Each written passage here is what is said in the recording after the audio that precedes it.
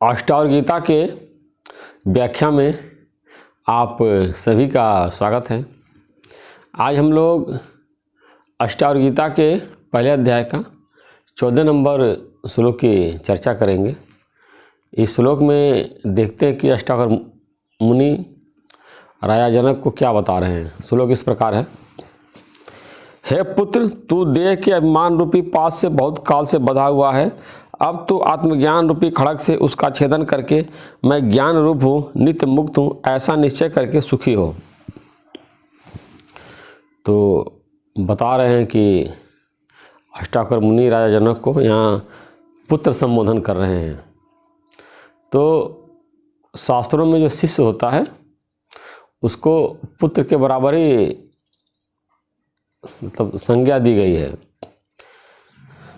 शास्त्रों में लिखा गया है कि ज्ञान जो है सिर्फ अपने पुत्र को और अपने शिष्य को देनी चाहिए।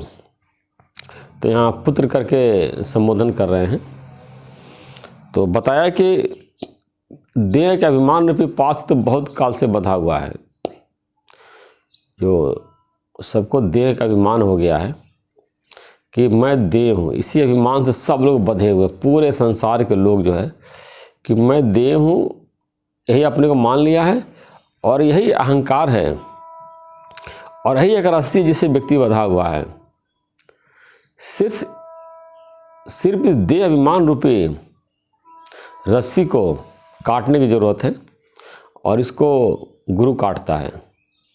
जैसे पेड़ का जो लंबा बोटा होता है तो उसको जब काटते हैं बीच से आरी से, तो एक तरफ एक व्यक्ति एक तरफ दूसरा व्यक्ति, दोनों लोग मिल करके उस आरी को काटते हैं तो बीच से वो कट जाता है।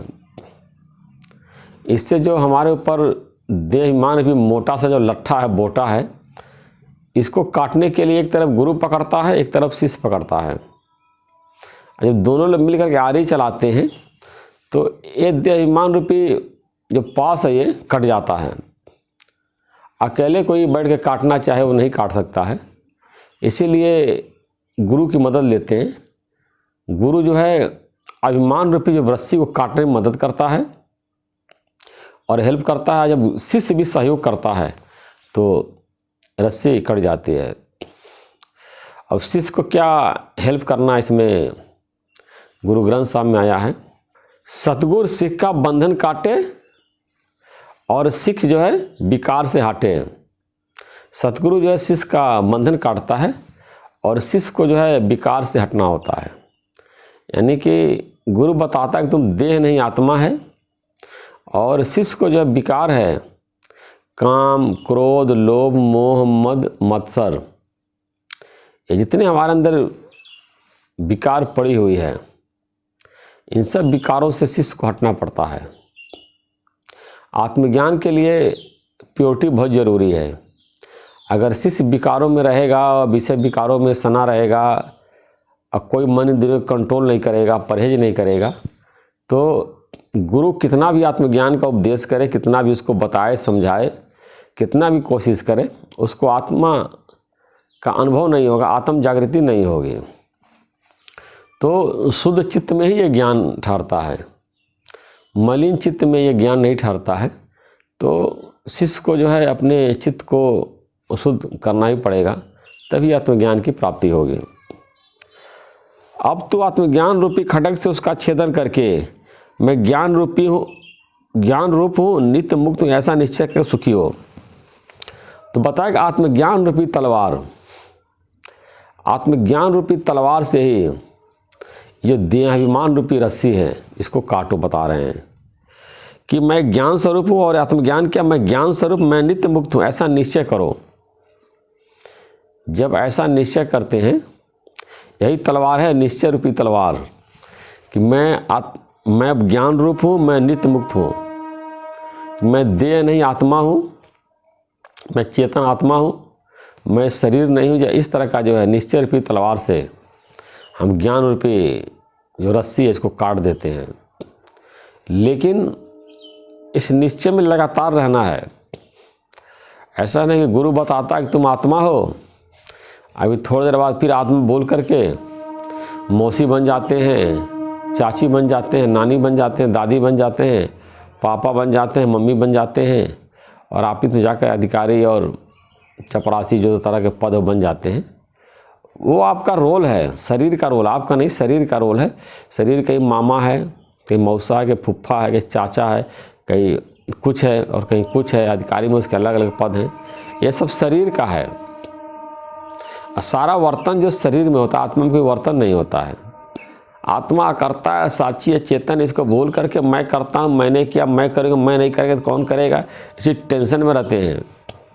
सारे संसार का बोझ अपने ऊपर लेकर पूरा बैठ गए हैं। संसार का बैज जो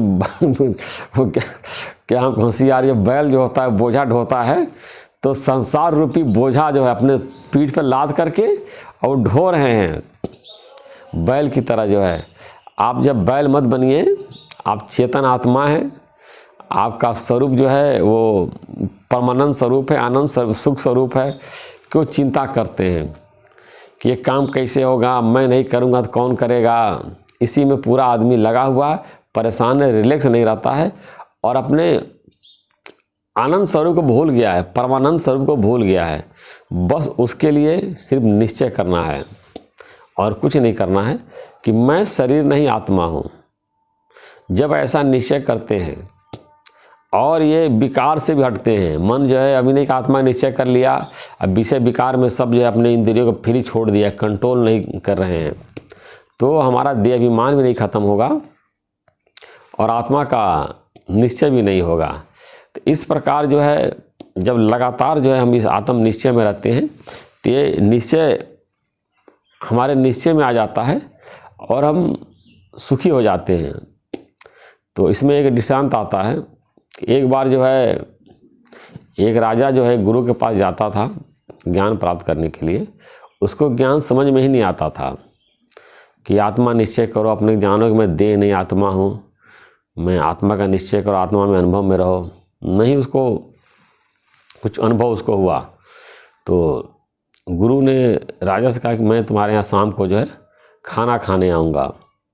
तो गुरु जी उसके यहाँ पहुँच गए कमंडल लेकर के और कहे कि राजा से इसी में अपना तुम सब खाना डाल दो। तो कह रहे गुरु जी इसमें हम खाना कैसे डालेंगे, खाना पूरा ख़राब हो जाए, पूरा लीद भरा है, पहले दीजिए अच्छे से इसकी सफाई कर लें, सब साबुन सरफ लगा करके पूरा इसको साफ़ कर ले कमंडल, तब इसमें खाना रख देंगे तो ख़राब नहीं होगा। कहने इसी में रखूँ, बहुत जल्दी में है।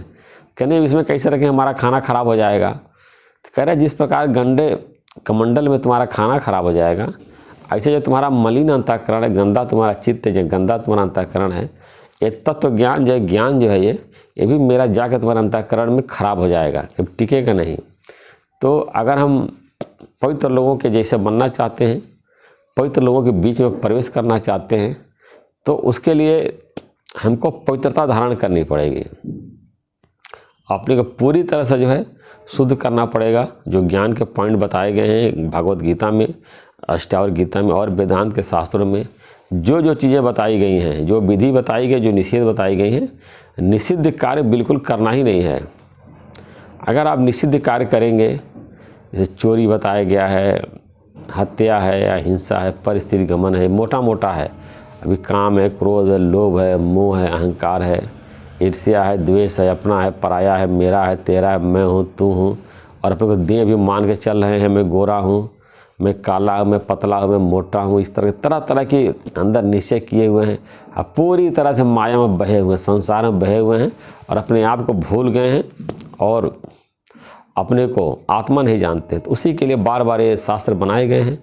गुरु भी इसीलिए बने हुए हैं, तुमको जागृत करने के लिए कि कहाँ तुम संसार को अपना मान करके और संसार में बहे चले जा रहे हो और अपने को दुखी कर रहे हो, परेशान कर रहे, चिंता। कहाँ तुम्हारा सूरज की तरह तुम्हारा चेहरा, संत लोग या भगवान है या देवी देवता हैं, चेहरे पर देखिए ऐसा लाइट बनी रहती, चमकता रहता है, और पूरा प्रकाश अंदर का गुम कर दिया है और अंधकार में चले गए हैं।